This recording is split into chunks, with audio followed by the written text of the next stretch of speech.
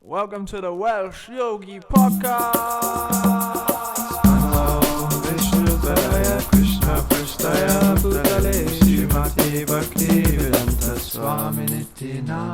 Okay, Hare Krishna everyone, welcome to another episode of Welsh Yogi Podcast. So we are in Vrindavan Dham in India, and we've been here for about 3 weeks probably. Well, we were in Mayapur for 2 weeks, right? Yeah. And then been here for a few days and here for another week and a half, and then you guys are going back to Wales, and then You're I'll be going to Jaipur for a few days, check up on our deities for That'd be exciting. the temple. Nice. And Charlie's here. Hey Charlie, So shout back to the old days, the Yeah. old podcast days. original crew. OG. What do you want to talk about, Gopal? Well, how's your trip been? How's your trip been? It's been alright. You had a conversation, right, with what's the name of the other devotees to the podcast? Oh, Kashtuba. Kristuba, yeah. Yeah, from the Wisdom of the Sages podcast. Yeah. What did you say? It was pretty nice. If people who don't know, there's a podcast out there called Wisdom of the Sages. They read Bhagavatam every day. Mm-hmm. But he kind of inspired the Welsh Yogi podcast, or they did, in one sense, isn't it? Because when we started, I remember Gopal out of the blue just messaged saying, like, we should start a podcast. This was in the lockdown, wasn't it? Yeah, yeah. In So I the- was listening to Badger Saint, the little ones. And Yeah, yeah. And, like, at the exact same time that Gopal messaged me is when this Wisdom of the Sages podcast was blowing up. And, yeah, just sort of, we kind of Mhm. started off copying them by reading Ishopanishad, step by step. We were on about doing that again, isn't it? Like picking up a book and Going just. through a book, going systematically. I like Different the flavour yeah. flavour between us and Wisdom of the Sages, isn't it? Yeah, this is the Welsh sort of. Anyway, I met Kashtuba. It was really, he's like a special person. Like he's got a very like peaceful demeanor about him. Hmm. Like I walked up to him and he's like locked on. You know, sometimes you meet these devotees and they just like, their attention is on you.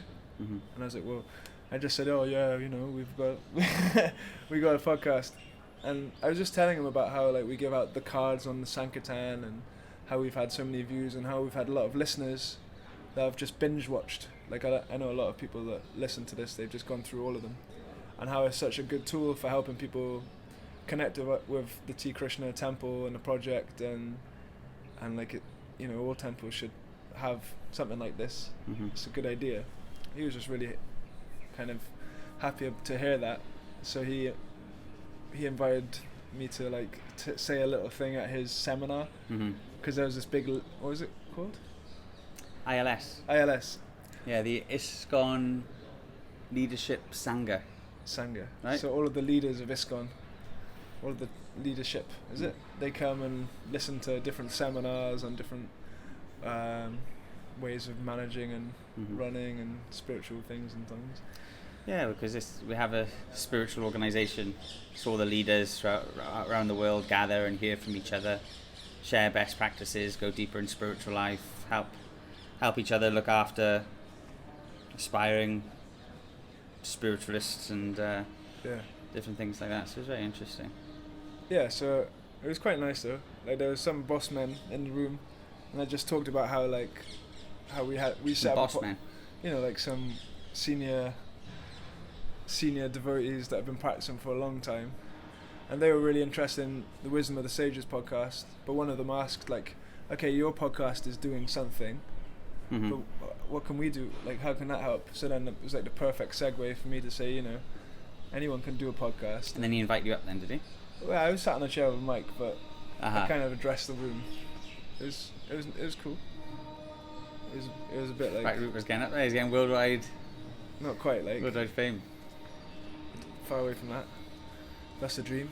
The Welsh Yogi One day he'll podcast. push us aside, innit? Me and Charlie will be forgotten about. Let's start the Gopal and Charlie podcast. Yeah. Yeah. I'm It's, Gopal, I'm Charlie. That would be a good podcast. I would love to listen to that. I wonder what will come up. You proper chilled, wouldn't it, Charlie? Sounds good though. Yeah, that was cool, but you know. Hmm. What have you done in India?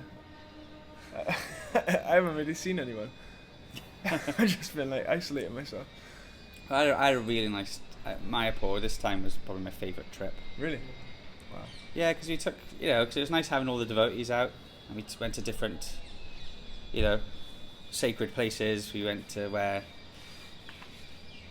we went for a nice boat ride down the Ganga. Ganges, and also, and we went to different, Bhaktivinoda Thakur's house where he started expanding the Hare Krishna movement and places like that. Went to the TOVP. Yeah, Oh, that's cool. that's so impressive. That's going to be it's the biggest religious, going to be like the biggest religious building in the world, or It's amazing. definitely the biggest dome Yeah. in any architectural feat in the world. Yeah, check out on our social media if you want to see what that is. It's the Temple of Vedic Planetarium, but I think Anna just put a video up, like a reel. Mm. It's a mind blowing. It's bigger than. It's just huge. Like you can't.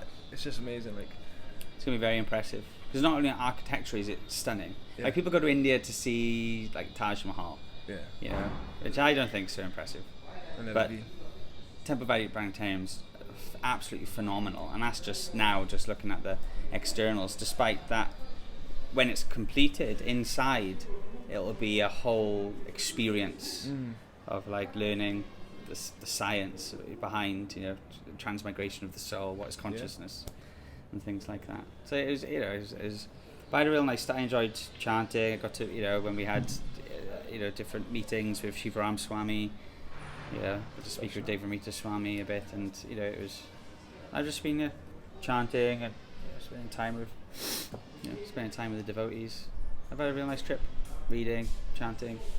I think it's if you're practicing spiritual life, to come to these holy places is times to go deeper.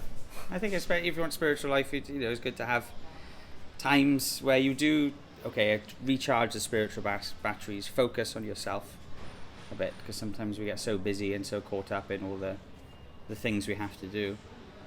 To take some time out to go deeper into yourself and actually get a perspective of what's really important. Yeah, it's definitely, you ever, like, people who take like loads of psychedelics and stuff, they talk about something, Charlie. like Charlie, psychedelics, they talk about something called ego death. Uh-huh. So they take whatever their substance is and they experience ego death, where like their ego is kind of dissolved and they become a spiritual being or something like that. That's happened to you, is it? Well, that's what they're calling Wow. ego. Yeah, they call it ego death, right? It's not ego death at all. It's just your ego goes to sleep for a few hours or whatever. Or it just morphs into an Some other ego ego. that thinks Yeah, my ego is gone. Yeah, exactly. That's a very ego in itself.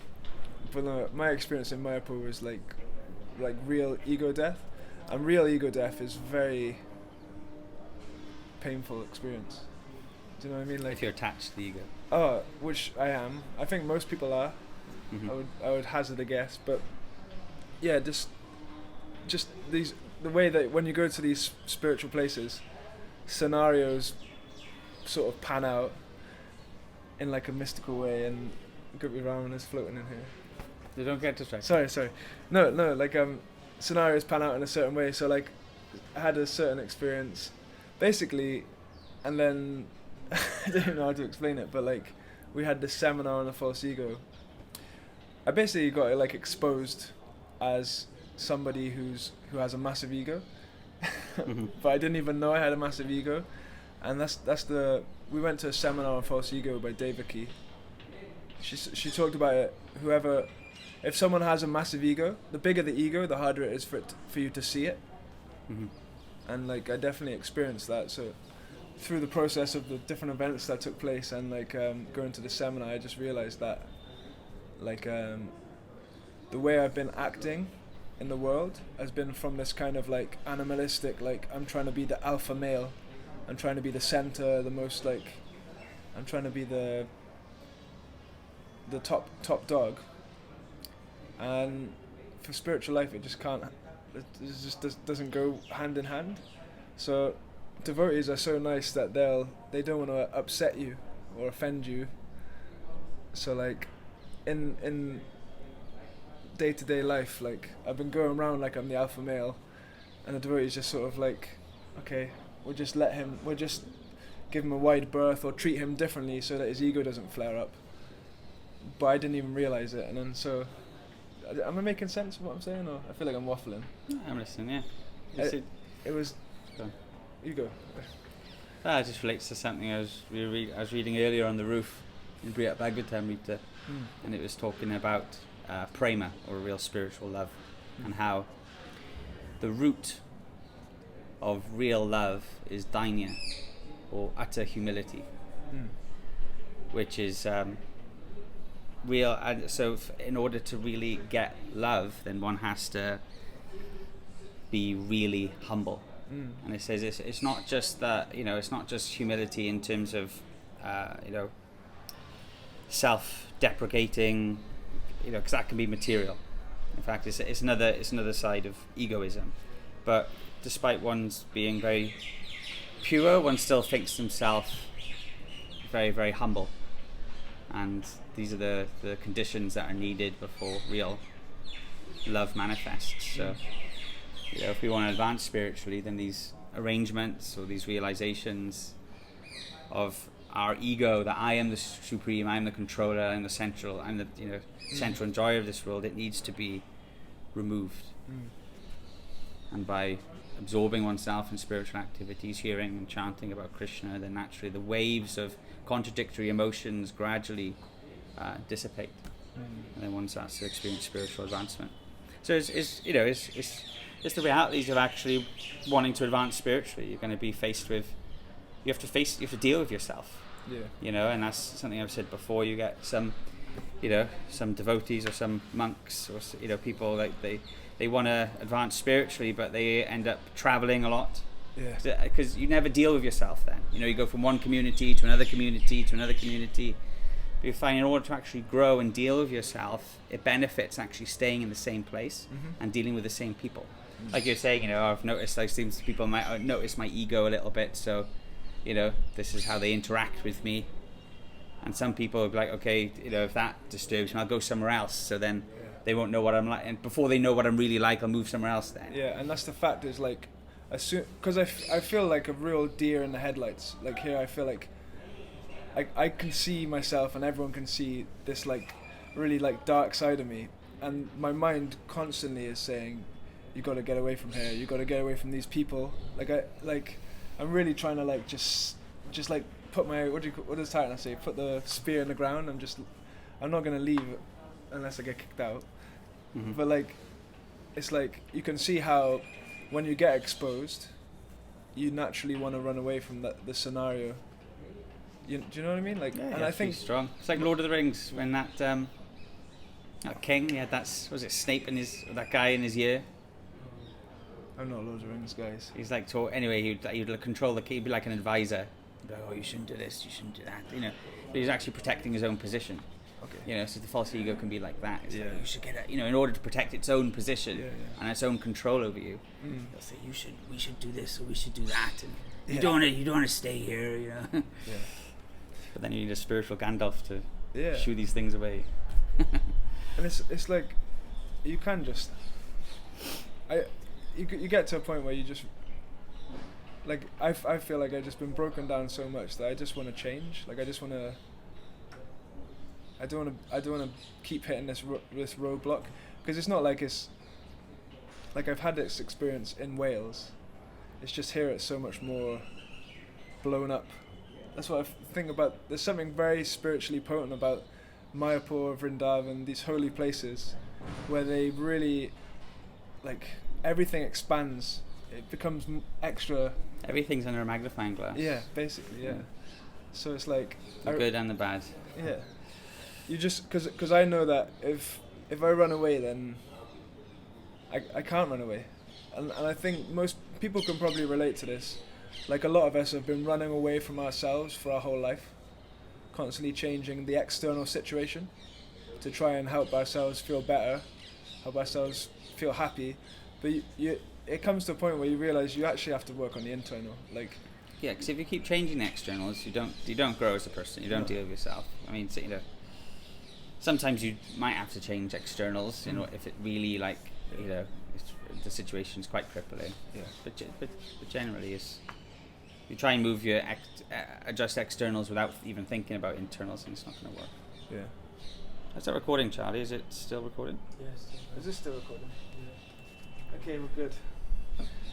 Yeah, so like it's interesting though, because everything lines up when you're here as well. Do you notice that? I don't know. Like all of the classes are lined up, and all of your the experiences within the day line up with the classes, and like it's very magical. Like it's like Disneyland. Actually, we went on the tour of Vrindavan this morning with this devotee called Dina Bandhu, who came to Wales, right? Yeah, he came to Wales once. But he's so like far out. But we went to this temple, and it had like 1,000 deities of like everyone, like all of the planet gods, or like it had, you see literally everyone who was in the Bhagavatam was there in this temple. And we were walking around. It was like Disneyland. It was really funny actually, like not funny, but it was like very like Hindu. So many temples. That's the thing, it's so interesting. I mean, it was nice yesterday. We went to that Shiva temple. Oh yeah. You went to these other, and you just see all these. It's such an amazing place. India's such an amazing place. You know, the fact that the temples are so busy. Yeah. On the, especially on Saturdays, Sundays, evenings. It's like mosh pits, like. Yeah. It's like you can't conceive of that, at least in the West, or especially the UK. Do you know what I mean? Like the churches are all dead. Yeah. You know what I mean? And the fact that if you have like literally crowds of people who are so eager to go there, and are getting so much from it. Yeah. It's humbling as well, world. isn't it? Like you realise how small you are. Like in the West, everyone feels like they're the big centre of attention. I've got my friends and my social media, and I'm doing something in this world. But you come to India and realise you're just a little speck. There's like 1 million trillion people out here. There's literally 1 billion people in India. You're actually nothing out here. It's just a humbling place to come. It's quickly becoming the most populated, going to overtake China as the most populated country in the world. Yeah. China's going down and India's going up. So this year, India will be the most populated country in the world. Yeah, it's far out. How's your experience, Charlie? Come in. Take a seat, Charlie. No, go the other way. Yeah, it's been amazing. It's been life-changing. We can't hear you yet. Say that again. It's been life-changing. Yeah, it's been completely life. I mean, I'd just echo what you guys said about it. Just it blows everything up. You don't have to turn the camera.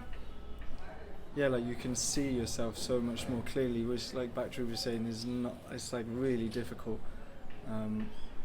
But that was what I was finding in Vrindavan. I haven't really kind of tuned in yet.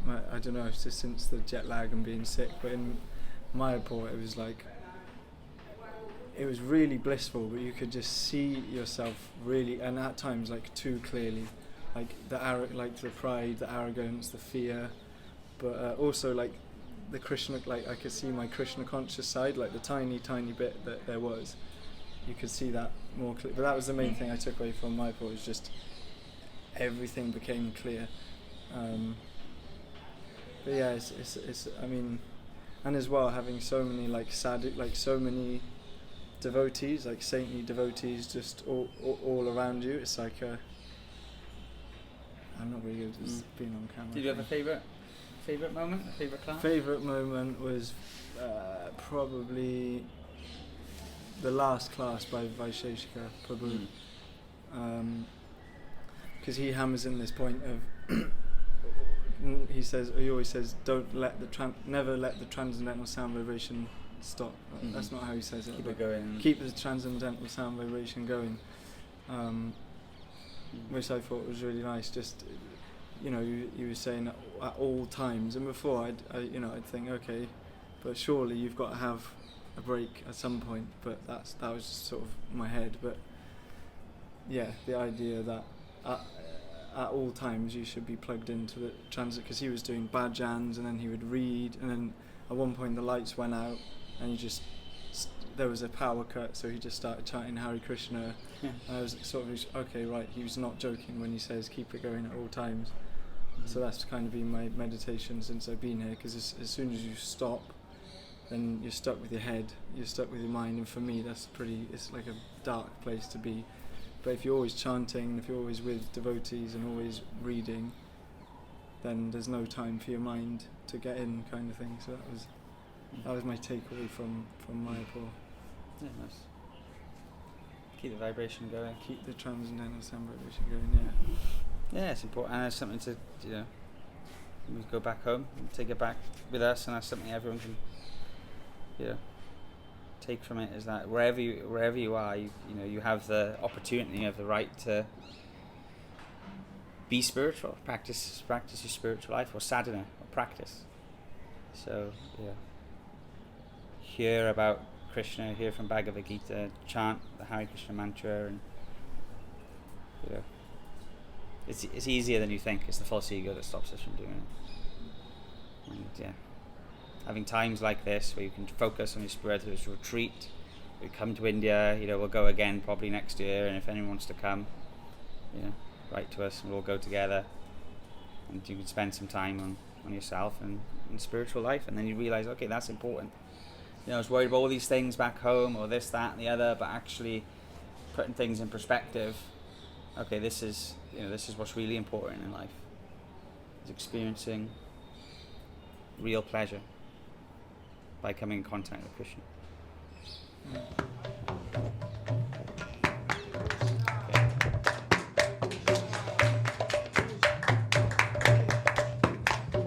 Namah Om Vishnu Padaya Krishna Pristaya Bhutale Shrimate Bhakti Vedanta Swami Iti